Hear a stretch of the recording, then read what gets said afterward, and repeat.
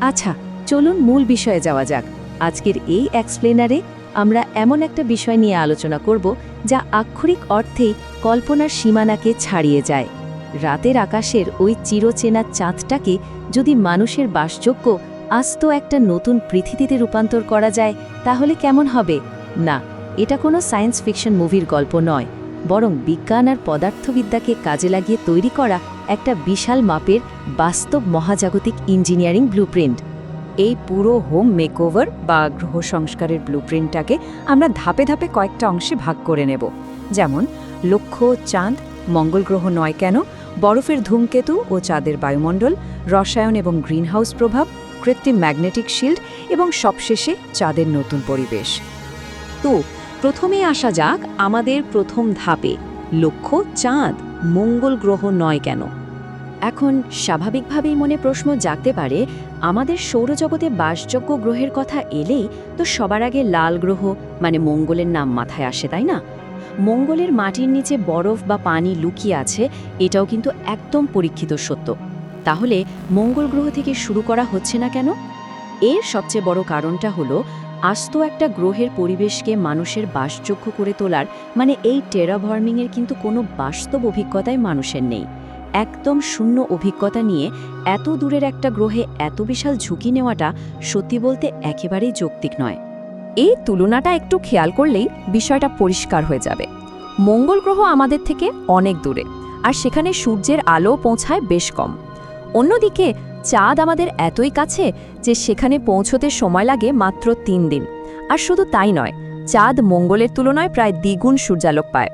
অর্থাৎ লজিস্টিক্স, সময় এবং খরচ সব দিক বিবেচনাতেই চাঁদে একটা বাসযোগ্য পরিবেশ গড়ে তোলা তুলনামূলকভাবে অনেক অনেক বেশি সাশ্রয়ী। এবার চলুন দ্বিতীয় ধাপে যাই, বরফের ধূমকেতু এবং চাঁদের বায়ুমণ্ডল। এই বিশাল কর্মকাণ্ডের স্কেল বা মাত্রাটা একটু কল্পনা করার চেষ্টা করা যাক। একদম শূন্য থেকে একটা বায়ুমণ্ডল তৈরি করতে হলে পদার্থবিদ্যার বিশাল এক প্রয়োগ ঘটাতে হবে এখানে।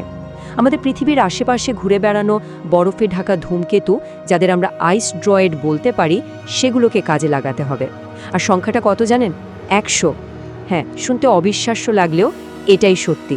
চাঁদকে বাসযোগ্য করতে হলে এর পৃষ্ঠে অন্তত 100টি বিশাল আকারের পানির বরফ সমৃদ্ধ ধূমকেতুর সরাসরি আঘাত হানতে হবে। এই যে ধ্বংসলীলার কথা বলছি, এটা আসলে একটা নির্মাণ প্রক্রিয়ারই প্রথম ধাপ। ধূমকেতুগুলো চাঁদের বুকে আছড়ে পড়ার সাথে সাথেই এর বিশাল সমতল ভূমিগুলো পানিতে ভরে যেতে থাকবে। এই তীব্র সংঘর্ষের ফলে একটা দারুণ ব্যাপার ঘটবে। ধূমকেতুতে থাকা বিভিন্ন গ্যাস মহাশূন্যে হারিয়ে যাওয়ার বদলে চাঁদের পৃষ্ঠের কাছাকাছি জমা হতে শুরু করবে, আর ধীরে ধীরে তৈরি করবে আস্ত একটা বায়ুমণ্ডল। মানে এটা আক্ষরিক অর্থেই একটা ধ্বংসাত্মক কিন্তু দারুণ কার্যকরী ইঞ্জিনিয়ারিং সমাধান। পদার্থবিদ্যার আরেকটা বিস্ময় হলো এই ধূমকেতুগুলোর বিশাল ভরবেগ। এদের প্রচণ্ড গতিশক্তি যে শুধু পানি আর গ্যাসই তৈরি করবে তা নয়, এটা চাঁদের ধীর গতির ঘূর্ণনকেও নাটকীয়ভাবে বাড়িয়ে তুলবে। আমরা তো জানি বর্তমানে চাঁদ পৃথিবীর সাথে এমনভাবে আটকে আছে যে এর একটা দিকই সবসময় আমাদের দিকে মুখ করে থাকে। এই ধূমকেতুর আঘাতগুলো চাঁদের এই টাইটাল লক ভেঙে দেবে, ফলে প্রথমবারের মতো চাঁদের ওই চিরচেনা অন্ধকার দিকটাতেও সূর্যের আলো পৌঁছাবে। আর মহাজাগতিক এই পরিবর্তনের প্রভাবটা হবে কিন্তু বিশাল। বর্তমানে চাঁদের একটা দিন পৃথিবীর প্রায় 28 দিনের সমান, কিন্তু এই ক্রমাগত ধূমকেতুর আঘাতের ফলে চাঁদের ঘূর্ণন এতটাই বেড়ে যাবে যে একটা দিনের দৈর্ঘ্য 28 দিন থেকে ঝপ করে কমে মাত্র 7 ঘন্টায় নেমে আসবে। গ্রহ নক্ষত্রের মেকানিক্সে এই ইঞ্জিনিয়ারিং কতটা বড় ধরনের পরিবর্তন আনতে পারে সেটা সত্যি ভাবলে অবাক হতে হয়। এখন আমরা তৃতীয় ধাপে প্রবেশ করছি, রসায়ন এবং গ্রিন হাউস প্রভাব। ধূমকেতুগুলো আঘাত হানার পর চাঁদের ওই নতুন বাতাসে ঠিক কি কি মিশে যাবে সেটা অত্যন্ত গুরুত্বপূর্ণ। বাতাসে প্রধানত থাকবে জলীয় বাষ্প এবং কার্বন ডাই অক্সাইড, সেই সাথে সামান্য পরিমাণ অ্যামোনিয়া এবং মিথেন। এই নির্দিষ্ট রাসায়নিক গ্যাসগুলোই মূলত চাঁদের পৃষ্ঠের কাছাকাছি একত্রিত হয়ে নতুন এই বায়ুমণ্ডলের মূল ভিত্তিটা তৈরি করবে। এখানে দারুণ দুটো ঘটনা একই সাথে ঘটবে। প্রথমত, ওই কার্বন ডাই অক্সাইড এবং মিথেন গ্যাসগুলো চাঁদে একটা শক্তিশালী গ্রিনহাউস ইফেক্ট তৈরি করবে, যা সেখানকার পরিবেশকে বাসযোগ্য মাত্রায় উষ্ণ রাখতে সাহায্য করবে। দ্বিতীয়ত, চাঁদের বুকে নতুন তৈরি হওয়া ওই বিশাল সমুদ্রগুলো আয়নার মতো সূর্যের আলোকে প্রতিফলিত করতে শুরু করবে। এর ফলে রাতের আকাশে পৃথিবী থেকে আমাদের এই চাঁদটাকে আগের চেয়ে প্রায় 5 গুণ বেশি উজ্জ্বল দেখাবে। এবার আসা যাক চতুর্থ ধাপে, কৃত্রিম ম্যাগনেটিক শিল্ড বা চৌম্বকীয় ঢাল। এখানে একটা বড় সমস্যা আছে। সূর্য থেকে তো অনবরত ক্ষতিকারক সৌরঝড় বা সোলার উইন্ড ধেয়ে আসে। চাঁদের নিজস্ব কোনো শক্তিশালী চৌম্বকক্ষেত্র না থাকায় এই সৌরঝড়গুলো মুহূর্তের মধ্যে আমাদের এত কষ্ট করে তৈরি করা নতুন বায়ুমণ্ডলকে ছিন্ন ভিন্ন করে একেবারে মহাকাশে উড়িয়ে নিয়ে যাবে। যদি কোনো সুরক্ষার ব্যবস্থা না করা যায় তবে পুরো প্রজেক্টটাই শেষ। তাহলে বিজ্ঞান এখানে কি সমাধান দিচ্ছে?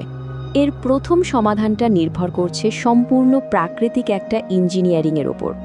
ওই যে ধূমকেতুর আঘাতের কারণে চাঁদের ঘূর্ণন গতি নাটকীয়ভাবে বেড়ে গিয়েছিল, মনে আছে? তার ফলেই চাঁদের কেন্দ্রে থাকা তরল কোরটি আবার সক্রিয় হয়ে উঠতে পারে। বিজ্ঞানের ভাষায় একেই বলা হয় ডাইনামো ইফেক্ট। এই দ্রুত ঘূর্ণন চাঁদের হারিয়ে যাওয়া চৌম্বক ক্ষেত্রকে আবার জাগিয়ে তুলবে, যা একটা শক্তিশালী অদৃশ্য ঢাল হিসেবে সৌরঝড় থেকে ওই নতুন বায়ুমণ্ডলকে রক্ষা করবে। কিন্তু যদি কোনো কারণে প্রাকৃতিক এই ডাইনামো ইফেক্ট কাজ না করে, তখন বিজ্ঞানীদের একটা চরম ব্যাকআপ প্ল্যানের দিকে যেতে হবে। আর সেটা হলো একটা আর্টিফিশিয়াল বোসক বা কৃত্রিম চুম্বকীয় ঢাল তৈরি করা। চাঁদের কক্ষপথে তখন একটা বিশাল আকৃতির কৃত্রিম চুম্বকীয় ঢাল স্থাপন করতে হবে, যা ক্ষতিকারক সৌরঝড়কে চাঁদের বায়ুমণ্ডল স্পর্শ করার আগেই অন্যদিকে ঘুরিয়ে দেবে। মানে পুরোপুরি একটা সায়েন্স ফিকশন লেভেলের প্রোটেকশন। চলে এলাম আমাদের শেষ ধাপে, চাঁদের নতুন পরিবেশ। মানুষ যাওয়ার আগে চাঁদকে তো পুরোপুরি প্রস্তুত করতে হবে। দশকের পর দশক ধরে চলা এই অত্যন্ত ব্যয়বহুল প্রক্রিয়ার চূড়ান্ত পরিণতি ঘটবে প্রাণের সূচনার মাধ্যমে। প্রথমে চাঁদের রুক্ষ আর পাথুরে মাটিতে বেঁচে থাকতে পারে এমন জেনেটিক্যালি মডিফাইড গাছপালা রোপণ করা হবে। এরপর আকাশ থেকে বিশেষ শৈবাল বা অ্যালজি ছড়িয়ে দেওয়া হবে, যা সালোক সংশ্লেষণের মাধ্যমে বাতাসে প্রচুর অক্সিজেন ছড়িয়ে দেবে। বাতাস যখন পুরোপুরি শ্বাস নেওয়ার উপযোগী হবে, ঠিক তখনই সেখানে গিয়ে পৌঁছাবে প্রথম মানব কলোনি। সুতরাং সবচেয়ে গুরুত্বপূর্ণ বিষয়টা হলো সেখানকার আবহাওয়াটা আসলে কেমন হবে। গ্রিনহাউস প্রভাবের কারণে চাঁদের পরিবেশ বেশ উষ্ণ থাকবে আর আকাশ বেশিরভাগ সময় মেঘলা থাকবে। পৃথিবীর উষ্ণ আর আর্দ্র অঞ্চলগুলোর সাথে এটাকে চমৎকারভাবে তুলনা করা যায়। তবে পার্থক্যটা গড়ে দেবে সেখানকার মাধ্যাকর্ষণ শক্তি, যা পৃথিবীর মাত্র 1/6 ভাগ। মাধ্যাকর্ষণ শক্তি কম থাকায় এখানকার ফিজিক্স হবে রীতিমতো পাগলাটে।